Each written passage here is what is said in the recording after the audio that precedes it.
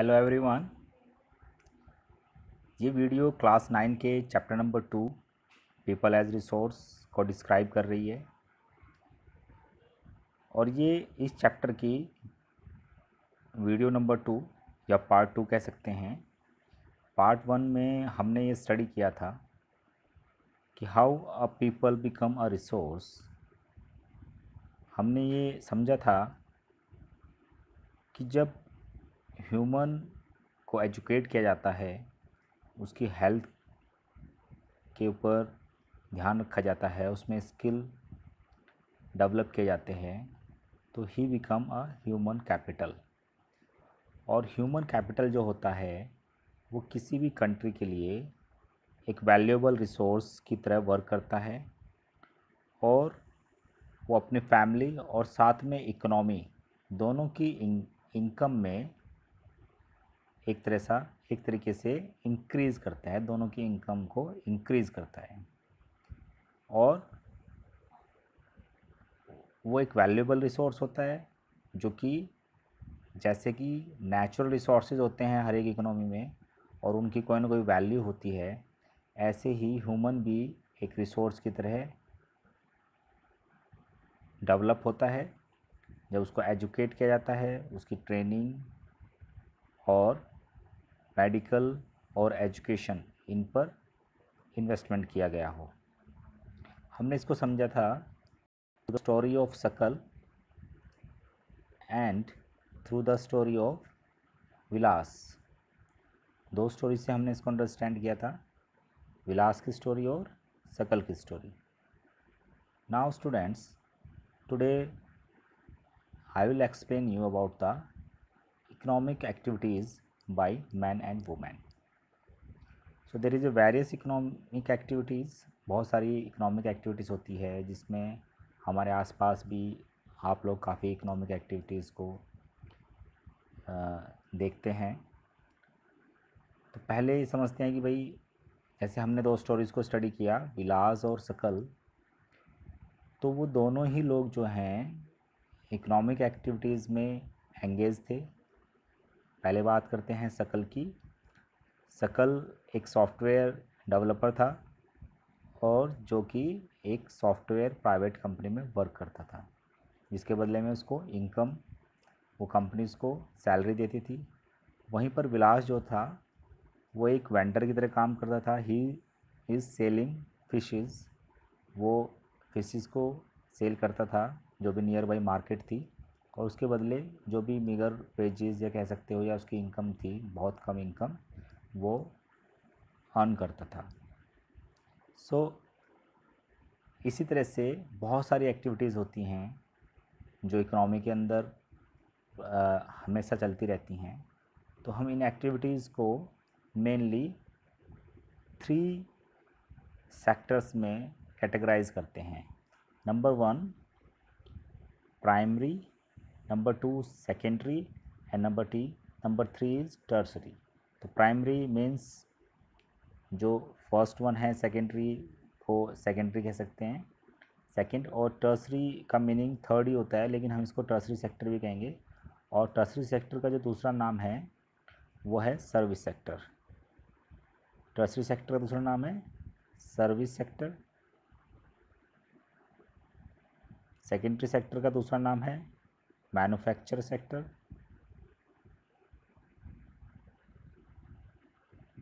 और primary sector को हम जानते हैं agriculture sector,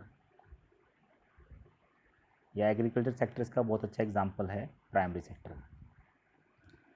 so now will discuss what activities included in these sectors. So in primary sector includes agriculture work, forestry, animal husbandry, fishing, poultry, farming, mining and quarrying. तो आप ये देखेंगे ये जो सारी एक्टिविटीज़ हैं ये कहीं ना कहीं नेचुरल जो रिसोर्सेज हैं उनसे रिलेटेड हैं। ठीक है, तो ये नेचुरल रिसोर्सेज को एक तरह से हम कह सकते हैं एक्सप्लॉइट करके या यूज़ करके ये एक्टिविटीज़ को कंप्लीट किया जाता है। Number 2 there is a secondary sector, मैंने कहा था इसको मैन्युफैक्चरिंग सेक्टर भी कहते हैं, तो यहाँ पे लिखा है manufacturing is included in the secondary sector. ठीक है, अब मैन्युफैक्चरिंग के अंदर जितनी भी गुड्स आप देखते हैं जो किसी इंडस्ट्री से या किसी कंपनी से मैन्युफैक्चर होके आ रही हैं, बन के आ रही हैं, वो सारी चीज़ें या वो जो लोग उसमें उस एक्टिविटी में एंगेज हैं, they are come on secondary activity, और कह सकते हैं सेकेंडरी सेक्टर में उनको इंक्लूड किया जाता है ना। उसके अलावा कुछ एक्टिविटीज़ ऐसी होती हैं which are giving service to us, जो हमें सर्विसेज प्रोवाइड करती हैं, लाइक ट्रेड, ट्रांसपोर्ट भी एक सर्विस है। आपको अपने प्लेस से किसी नियर बाई प्लेस में जाना है तो आप ट्रांसपोर्ट यूज़ करते हैं और उसके बदले उसको फेयर देते हैं, चार्जेस देते हैं। देन कम्युनिकेशन में आपकी मोबाइल सर्विसेज आ जाती है, नेट और जीपीआरएस सर्विसेज आ जाती हैं, ये सारी कम्युनिकेशन में आती हैं। देन बैंकिंग भी आपकी सर्विस की इंक्लूड आएगी। Education is also included in services. Health, tourism services, insurance, ये सारे इंक्लूड होते हैं टर्सरी सेक्टर में। These are the example of tertiary sector. So now, तो ये जो एक्टिविटीज़ हमने अभी समझी है या पहचानी है, आइडेंटिफाई की हैं, ये सारी एक्टिविटीज़ जो है इन तीनों सेक्टर्स में प्रोडक्शन करती हैं किसी न किसी की गुड्स का या सर्विसेज का। मतलब जैसे टर्सरी सेक्टर में कहेंगे कि वो सर्विस को प्रोड्यूस कर रही हैं, सर्विस एक तरह से प्रोवाइड करा रही हैं, और बाकी जो दो सेक्टर्स हैं प्राइमरी और सेकेंडरी वो प्रोडक्शन करती हैं गुड्स का। तो हम कह सकते हैं कि तीनों एक्टिविटी सेक्टर जो हैं इनमें जो एक्टिविटी होती है वो एक्टिविटी प्रोडक्शन करती हैं गुड्स एंड सर्विसेज का। सो ये जो सारी एक्टिविटीज़ हैं ये हमारी नेशनल इनकम में काउंट होती है। नेशनल इनकम में, ये हमारी नेशनल इनकम में ऐड वैल्यू मतलब काउंट होती है। तो जो एक्टिविटीज़ इन तीनों सेक्टर्स में होती है और साथ में जो नेशनल इनकम में काउंट होगी, उन सारी एक्टिविटीज़ को हम कहते हैं इकोनॉमिक एक्टिविटीज़। अब इकोनॉमिक एक्टिविटीज़ को भी फर्दर यहाँ पे क्लासिफाइड किया गया है दो तरीके से, कि एक को बोला गया है मार्केट एक्टिविटीज़ एंड दूसरी नॉन मार्केट एक्टिविटीज़। तो मार्केट एक्टिविटीज़ वो होती है कि जब वो एक ये एक्टिविटीज़ होती हैं तो उनके बदले रेम्यूनरेशन दिया जाता है, मतलब जो वो काम करते हैं उसके बदले उसको पेड किया जाता है, पैसा दिया जाता है। ठीक है, जो भी उसमें कोई भी वर्क करता है, उसको परफॉर्मेंस करता है, उसके बदले उसको पैसा दिया जाता है। तो ये एक्टिविटीज़ पैसे के लिए या फिर प्रॉफिट या फ़ायदे के लिए की जाती है। तो ये हमने जो पढ़ी भाई सारी एक्टिविटीज़ जो production of goods and services हैं वो सारी क्या हैं, मार्केट एक्टिविटीज़ हैं और साथ में इकोनॉमिक एक्टिविटीज़ हैं। तो नॉन मार्केट एक्टिविटीज़ क्या होती हैं, जो कि प्रोडक्शन होती है सेल्फ कंजप्शन के लिए। तो सेल्फ कंजप्शन के लिए होगी, ये भी इकोनॉमिक एक्टिविटीज़ में काउंट होगी। कैसे, जैसे हम एक एग्जांपल लेते हैं कि कोई फार्मर है, वो अपने फील्ड में वीट को प्रोड्यूस करता है। जब वो वीट को प्रोड्यूस करता है तो उसको सेल्फ कंजप्शन के लिए यूज़ करता है, और अगर थोड़ा उसके पास एक्स्ट्रा बचता है, वो सरप्लस बोलते हैं उसको, वो उसको मार्केट में सेल कर देता है। तो अब जो सेल्फ कंजप्शन के लिए यूज़ कर रहा है वो भी काउंट होगा नेशनल इनकम के अंदर, या वो भी हमारी इनकम में काउंट होता है। क्यों? क्योंकि अगर वो सेल्फ कंजप्शन के लिए यूज़ नहीं करेगा उसे, तो मतलब सपोज़ वो उसको प्रोडक्शन नहीं करता, तो सेल्फ कंजप्शन तब भी होता उसका, और तब उसको कहाँ जाना पड़ता, तब उसको मार्केट में जाना पड़ता वो ही वीट को परचेज़ करने के लिए। तो वीट जब वो परचेज़ करता तो उसको कुछ ना कुछ पेड करना पड़ता। अब वो वहाँ पर पेड ना करके उसको सेल्फ कंजप्शन के लिए यूज़ कर रहे हैं, तो एक तरह से हम इस एक्टिविटी को भी नॉन मार्केट एक्टिविटी कह के इकोनॉमिक एक्टिविटीज़ में काउंट करेंगे। नाउ ये एक एग्जांपल दिया हुआ है इन्होंने भाई कि ये तीन तरह की एक्टिविटी शो की हुई है। ये प्राइमरी सेक्टर को शो करता है, ये आपका मैन्युफैक्चरिंग सेक्टर है सेकेंडरी सेक्टर को, और ये ट्रांसपोर्टेशन और ट्रेड को इमेज दी हुई है। इसमें ये आपकी ट्रांसपोर्टेशन में आ जाएगी, जो एरोप्लेन दिया हुआ है, और जो शिप दिया हुआ है ये भी ट्रांसपोर्ट में आ जाएगा, और बाकी ये एक्चुअली एक तरह से ट्रेड को भी शो करता है।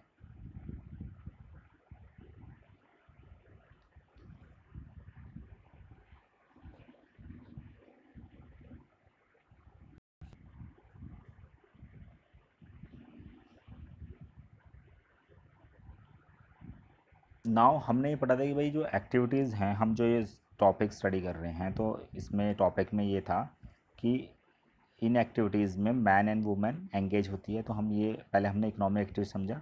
अब डिफरेंट एक्टिविटीज़ में आप देखेंगे कि लेबर वर्क में वुमेन्स भी एंगेज रहती है और मैंस भी एंगेज रहते हैं, तो दोनों ही लोग एंगेज रहते हैं।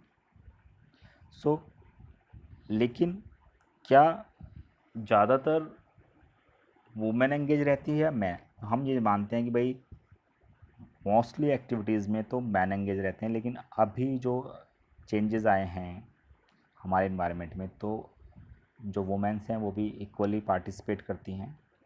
लेकिन फिर भी अगर हम एक एनालिसिस करें तो ये पाएंगे कि most of the womens are generally look after domestic chores, मतलब घर का काम करती है। और जो मैंस होते हैं they are looking for the field work, वो बाहर का काम करते हैं। तो जैसे हमने ये जिसमें दिया भाई शकल की जो मदर थी वो घर के काम करती थी, और साथ में मतलब घर में जो भी वर्क होते हैं, क्लीन अटेंसिल्स होते हैं, washes clothes, cleans the house and look after her childrens. और जो शकल के जो फादर थे बूटा, वो फार्म हाउस में वर्क करते थे, मतलब अपने खेतों में काम करते थे, और उसी से ही वो इनकम अर्न करते थे।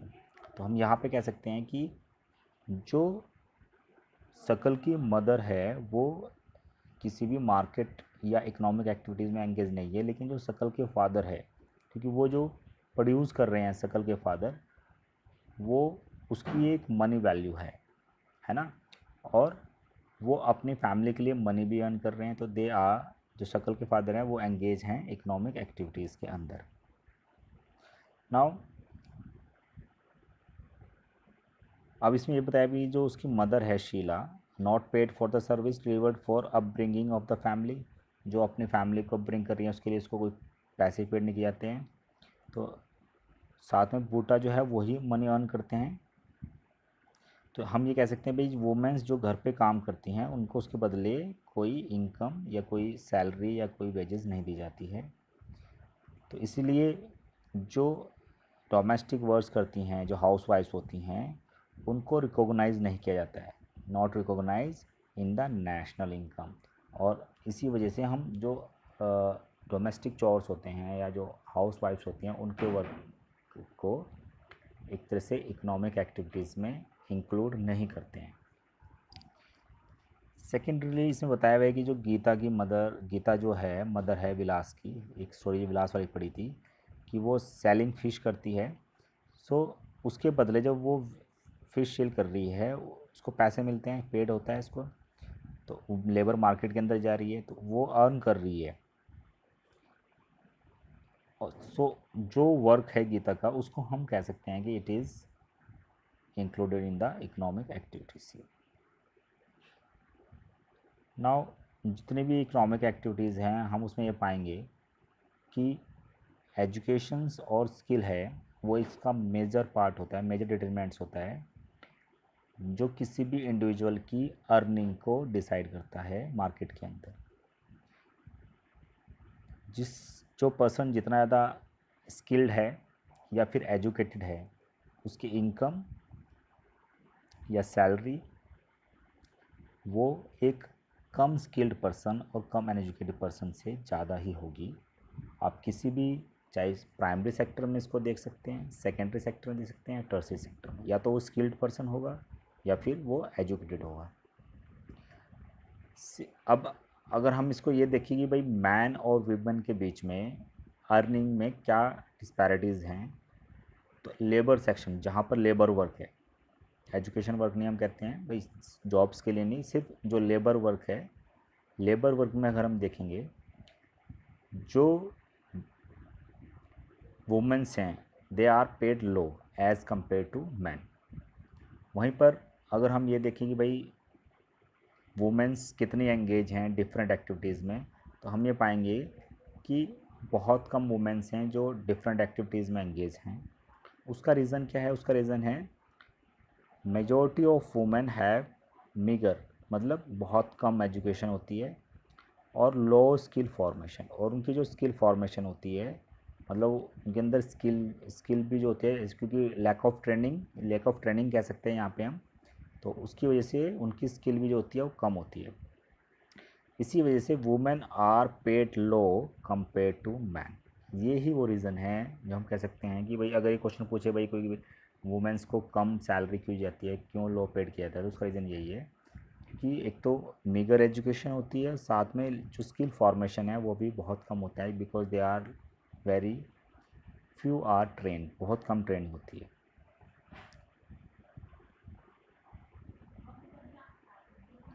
अब इसके अलावा भाई कुछ वुमेंस तो हैं जो एजुकेटेड हैं और उसके साथ में वो डिफरेंट जॉब्स में पार्टिसिपेट करती हैं। सो हम ये कह सकते हैं कि कुछ सेक्टर्स ऐसे हैं जहाँ पर वुमेंस को अलाउ नहीं किया जाता या फिर उनके सुटेबल जॉब्स नहीं होती है।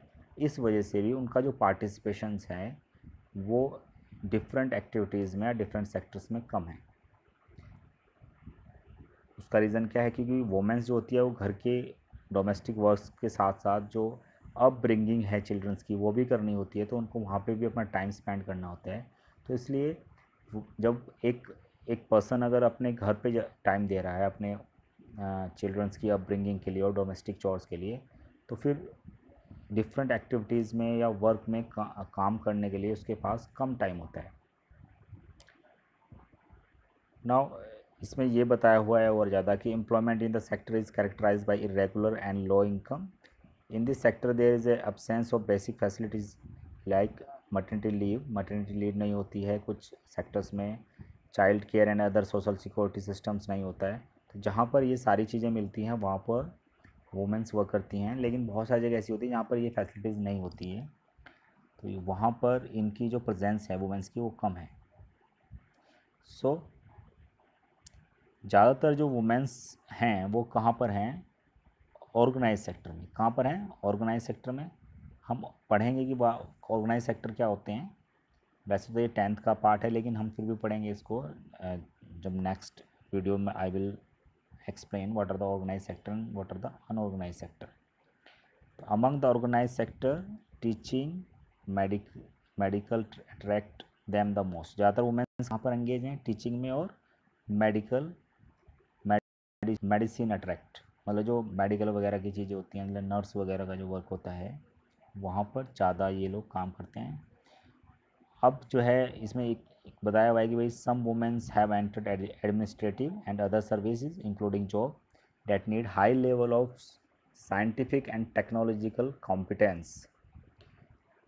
तो अब जो है क्योंकि एजुकेशन में काफ़ी ज़्यादा पार्टिसिपेशन है वुमेंस का, तो फ्यूचर जो है वो बहुत ज़्यादा ब्राइट है और इनके लिए जैसे साइंटिफिक या टेक्नोलॉजिकल कॉम्पिटेंस में बहुत ज़्यादा पार्टिसिपेशन धीरे धीरे बढ़ता जा रहा है। उसके एक एग्जांपल ऐसे आप कल्पना चावला है, साइंटिस्ट रही है, ठीक है। तो ये आज का टॉपिक था जिसमें हमने स्टडी किया कि इकोनॉमिक एक्टिविटीज़ में मैन और वुमेन का पार्टिसिपेशन क्या है। Thank you for watching.